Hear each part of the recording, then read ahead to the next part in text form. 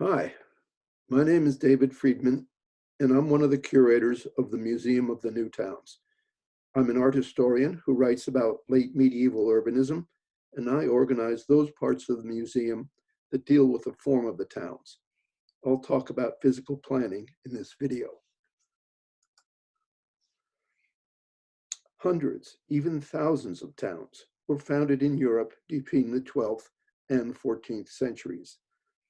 They were the instruments of the restructuring of the countryside. They were used to relocate populations, stimulate trade, and consolidate the political control of the territories of nobles and cities alike. The Florentines came late to the foundation of towns, but the towns they built in the countryside around the city are the most elegantly planned of all. Of these, San Giovanni, the seat of the museum, is the largest. I'll focus on it here. The fundamental aspect of the form of the towns is their orthogonality. The town plans are based on straight lines and right angles. This is true of many of the founded towns around the continent, and the reason for this is a practical one. Orthogonal spaces, squares and rectangles, streets and house lots are uniquely compatible. That is, they fit together easily. They can be duplicated quickly and accurately, and they are easy to measure. In new towns where house lots and farm fields were distributed to settlers and where taxes were based on the size of the homestead, these qualities were invaluable. Orthogonal forms are easy to lay out. The tools available to medieval surveyors were limited. Straight lines were surveyed by eye and measured by knotted ropes or a staff divided into the local units of measure. The drawing on the screen shows the surveyor's eye and the posts positioned by his assistants. When the posts were aligned visually, the line they formed was straight. Perpendicular axes, and thus the cross streets, could be reliably struck by the methods illustrated here. When the diagonals between opposite corners of a square were equal, the angle between baseline and cross axis was 90 degrees. Orthogonality also made it possible to represent a town or field plan in a drawing. The image on the screen is a tax map dated 1396 of the fields assigned to settlers of the Ragusa new town of Mali Stone in Croatia. The contrast between the impressionistic pictorial representation of the natural landforms and the abstract lines of the surveyed fields illustrates orthogonality's relative precision. But this early map is not scaled like a modern geometric survey. Inscribed dimensions show that spatial units of different sizes can be shown here as equal. Indeed, the fields may not have been as strictly rectilinear as they appear in the drawing. But the orthogonal scheme gives a clear picture of the position of properties and the configuration of the field system as a whole. Orthogonality had a wide diffusion in the Middle Ages, including in this most ubiquitous of applications. Medieval authors could describe life itself as a game of chess, played out between the god and the devil on the checkered playing field of the earth. The chessboard was also likened to the city. The 1275 Book of Chess claimed that the chessboard had 64 squares to represent the city of Babylon, where the game was said to have been invented. Movements within the game that adhered to orthogonality were associated with honorable behavior. The movements that departed from the constraints of the grid, the diagonal movements, were looked at with some suspicion. They were characterized as clever and elusive.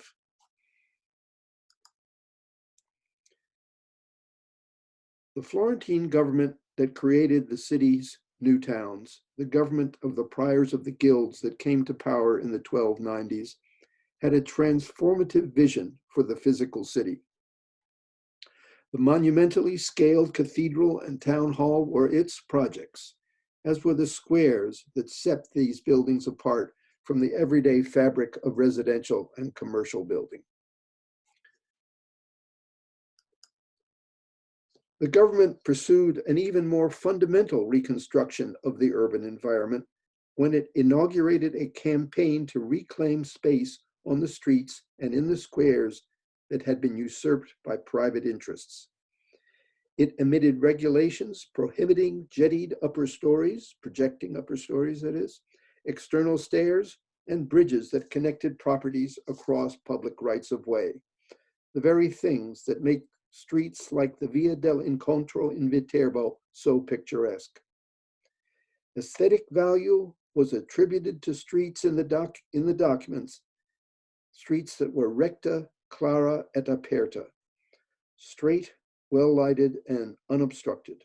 Older ones that were tortuosa and deforma, twisted and distorted, were called inonesta, dishonorable, and even torpida, indecent.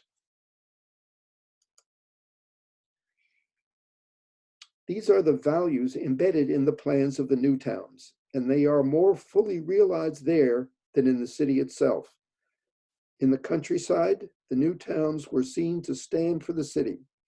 San Giovanni, for example, carries the name of the city's patron saint, and their form reflects that ambition. Public spaces are generous, well beyond the scale of country towns, and as big or bigger than the same kind of space in Florence. The Piazza della Signoria in Florence required the full course of the 14th century to grow to its present size. The central square at San Giovanni, shown here in air view, is just as large and almost a century older. The Via Calzaioli in Florence, begun in 1389, is the grandest of the city's new streets. It is 10.5 meters wide. The Corso in San Giovanni is almost 2 meters wider. The overall plan of San Giovanni is no less ambitious than its central spaces. The Corso, a section of the road from Florence to Rome, is the axis of the plan. Residential blocks are parallel with it and symmetrical around it. The largest lots face onto the Corso itself. The blocks, and thus the lots, get less steep the farther they are from the main street. The diminution is practical. Position on or near the main street was valuable, but it is determined in a sophisticated way. The plan on the right shows how the depth of the blocks is controlled by a geometry of the circle. The Middle Ages knew this geometry as the relationship between the length of a section of the circumference of a circle, the arc, and the straight line that connected its endpoints, the chord. The characteristic pattern of increasingly close parallel lines produced when the chords of many sections of arc are inscribed within the same circle is shown on the back of this 14th century astrolabe, an instrument used to measure the position of the stars and to reconstruct their movement through the sky, the most sophisticated scientific instrument of the Middle Ages. At San Giovanni, the chords of 60 and 120 degrees define the depth of the town blocks. It is very unlikely that the builders of San Giovanni derived the values that controlled the town plan from a circle constructed at full scale on the ground, nor would it have been necessary. Tables of the relationship of chord and arc had been included in the 1220 practical geometry of the Pisan mathematician Fibonacci. Using Fibonacci's table, the surveyors who laid out San Giovanni could have constructed the plan using the simple techniques of straight line and right angle. Taking the values of chords of 60 and 120 degrees of arc from a table like Fibonacci's, marking them out on a survey line perpendicular to the axis of the main street, and striking perpendiculars from those points, they could define the edges of the town's two main blocks without any geometric construction. The central square of San Giovanni, the seat of the Florentine official, the town council, and the major religious institutions of the community, had a separate but no less satisfying proportional system. It is best read in a plan of 1553, which reconstructs the perimeter of the square before religious buildings usurped some of its space. The plan was drawn by Piero della Zucca, an engineer engaged by the Florentine government to restore the town after a flood had destroyed the defenses at its southeastern end. Piero measured the town with great care and expressed his admiration for the design in the opening sentence of his report. Quote, "The plan of this castle is a beautiful invention," end quote. The dimensions of the square defined by the 1553 plan are 140.9 meters on its long axis, 47 meters on the short one. That is, the sides of the square relate to each other as 3:1. The Florentine new towns are unique in the history of medieval town foundation. Their political mission, to represent the city of Florence in newly acquired territory, drove their design and development. The elegance of their plans reflects the importance the city gave to them.